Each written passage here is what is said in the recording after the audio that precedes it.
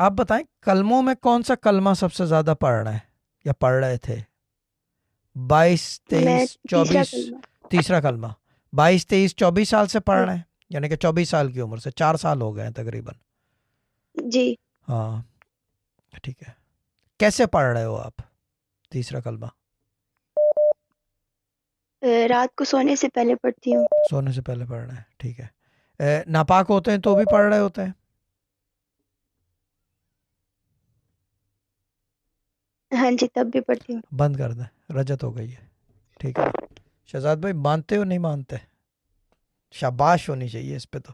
इस पे तो मैं खुद ही अपने आप को शाबाश दूंगा। शाबाश, शाबाश, शाबाश एंड शाबाश, ठीक है ना?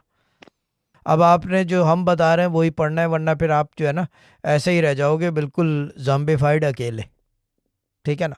जी ठीक है। हाँ, तीसरा कलमा जो है सुला देता है सब कुछ, ये मुजम्मिल का काम करती है, ठीक है ना? मगर इसको पढ़ने का तरीका सही। बेड में लेट के नहीं है, कहीं और बैठ के है, लेकिन हम जी वो तरीके करवाते नहीं हैं, क्योंकि कुरान से जो काम हो जाता है ज़रूरत ही नहीं। हम कुरान कलमे तक पहुँचते ही नहीं है, पहुँचते नहीं देते आदमी को, हम वैसे ही करवा देते हैं ये। This is a place where it all happens. Sufi Guidance channel on YouTube. Share, like and subscribe and do love.